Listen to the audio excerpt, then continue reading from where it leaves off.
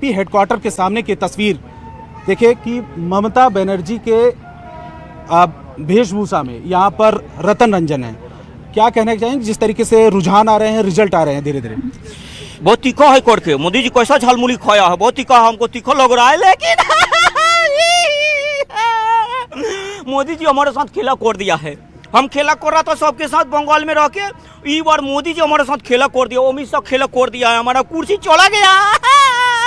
दीदी का लोग रिजेक्ट कर दिया है बंगाल में, अभी दादा को एक्सेप्ट कर लिया है। कौन? मोदी दादा, अमित शाह दादा को एक्सेप्ट कर लिया है।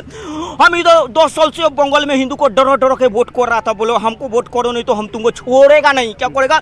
छोड़ेगा नहीं। इस बार मोदी अमित शाह जग गया, सारा हिंदू को एक कर लिया, बोला है कि बंगाल को खतरा है, बचाना है करके सारा हिंदू जग गया है और मोदी अमित शाह को वोट कर दिया है, दीदी के साथ खेला कर दिया है। हम बोला महादेव रक्षा करो, महादेव भी रक्षा नहीं किया है।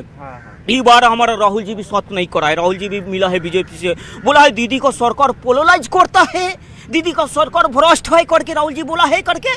तो राहुल जी लोकसभा में एक साथ हो जाता है, सब लोग मिलके लड़ता है मोदी के खिलाफ। अभी विधानसभा में आया तो सब एक अलग अलग कर दिया है, सब बोला है कि दीदी को हराना है, तुम हराए, दीदी को भी हराया है, लेकिन हम हार गया है, कुर्सी देगा नहीं हमें मोदी को। ममता दीदी की मिमिक्री कर रहे हैं आप, झालमुड़ी तो खाते हुए मोदी जी दिख रहे थे। मोदी जी झालमुड़ी खाया है और मिर्ची लगा है दीदी को, तीखा हमको लगा है।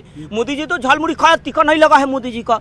मोदी लगा तीखा लग गया दीदी का करके। हम सोच रहा है कि अभी हमारा बंगाल में हमारा जो घुसपैठिया रोहिंग्या घुसपैठिया बुलाया है, उसको जल कौन देगा खाए के लिए, पानी कौन खिलाएगा, उसको चाय कौन खिलाएगा? हमारा सब बांग्लादेश को निकाल देगा। मोदी को बोला है कि हमारा सरकार आएगा तो हम सब घुसपैठिया को बाहर करेगा, बंगाल भेजेगा, फेंसिंग करेगा, चलबे ना होबे ना पड़बे ना, तुम्हें फेंसिंग करबे, दीदी ना होबे तभी फेंसिंग ना होबे बंगाल में, चलबे ना हम्बा हम्बा बुम्बा बुम्बा खुम्बा। तो ममता बनर्जी की मिमिक्री करते हुए सोशल मीडिया इन्फ्लुएंसर हैं और बीजेपी दफ्तर के सामने यहाँ पर अपने अंदाज में वो तमाम चीजें पेश करते हुए जिस तरीके से राजनीतिक समीकरण लगातार बदल रहे हैं, उन सब चीजों का जिक्र करते हुए